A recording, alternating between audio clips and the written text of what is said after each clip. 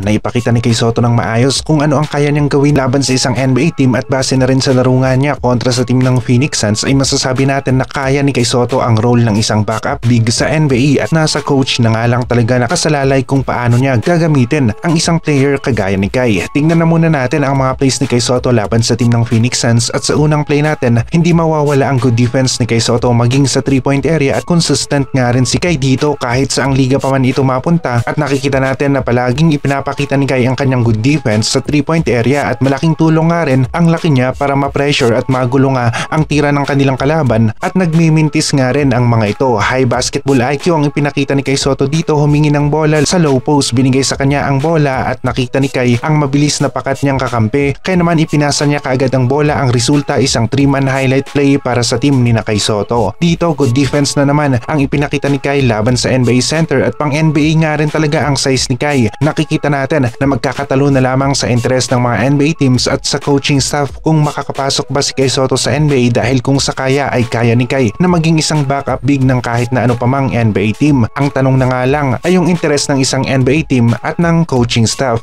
Ganda ng follow-up dunk ni Kay Soto dito at maging ang mga NBA commentators nga rin ay nagustuhan ang hustle ni Kay sa eksenang ito. Dito Kay Soto aktibo sa rebound at matyagan niyang hinabol ang bola bago pa man ito out of bounds. Sa kanila na ngayon ang opensa. Isa na namang good defense ang pinakita ni Kay Soto sa 3-point area at meron nga ring depensa itong si Kay na kayang magbigay ng pressure sa mga players na gustong tumira sa 3-point area at malaking tulong ang height ni Kay Soto lalong lalo na nga sa depensa at pagbutata ng tira ng kanilang kalaban. Dito naman wala nang nagawa ang mga defenders na patingala na lamang sila sa dunk ni Kay Soto at kung ganito palagi kaganda ang pagpwesto ni Kay ay mahirap nga rin na mapigilan itong si Kay Soto sa loob ng paint. Merong mismatch dito, Chris Paul ang nakabantay dito kay Kay Soto, highlight play na sana pero matalino si CP3. Foul ang binigay niya dito kay Kay Soto, una at ikalawang free throws ni Kay kanyang naipasok. DeAndre Ayton kontra kay Kay Soto at sa pagkakataong ito nagawa ni Kay na mapigilan itong si Ayton. Physicality ng NBA kayang-kaya ni Kay at mas mabilis nga rin na mag-react ang mga referee dito, tawag kaagad kapag merong offensive foul na nakita at dito nga mintis si Ayton dahil sa depensa ni Kay Soto. Kay Soto na sa loob ng paint, magaling ang kanilang point guard, pinasa patalikod ang bola kay Kay Soto, ang resulta isang highlight play, two-handed slam para dito kay Kaiju. Dito naman still ang nangyari, Kay Soto mabilis ang kamay laban sa NBA Players Center at nagpapakita lamang na merong bilis si Kay Soto na pwede sa NBA. Handa na nga si Kay sa NBA pero ang tanong, sinong team at coaching staff ang interesadong gamitin si Kay Soto dahil sa kung handa na ay handa na nga si Kay para sa NBA at interes na lamang ng isang NBA team at sa coaching staff magkakatalo dahil kung gagamitin nila ng maayos si Kay Soto ay makakapagbigay ito ng magandang resulta, mapa-opensa man yan depensa at pagkuha nga rin ng mga rebound. Maging sa 3-point area ay naipakita nga rin ni Kay ang kanyang galing at sa play nating ito meron pa ngang defender sa kanyang harapan pero tira ni Kay Soto sa 3 kanyang naipasok. Na-deny na naman ni Kay Soto ang entry pass para sa sentro ng Suns at maganda-ganda nga rin ang ipinakitang laro ni Kay Soto laban sa Phoenix Suns. Malapit na naman ang NBA Summer League at magpapakitang gilas si Kay dito at may katanungan tayo gaya na lamang ng maganda ba ang playing time na maibibigay dito kay Kay Soto, may mga plays ba para sa kanya at kung maglalaro nga ba siya sa lahat ng laro ng kanilang team sa NBA Summer League. Ito lamang ang ilan sa nakikita natin na makakaapekto sa performance ni Kay Soto at sana nga lang ay mapunta si Kay sa isang team na gagamitin talaga siya sa laro nang sa ganon ay maipakita ni Kay Soto kung ano ang kaya niyang gawin ngayong season na ito ng NBA Summer League.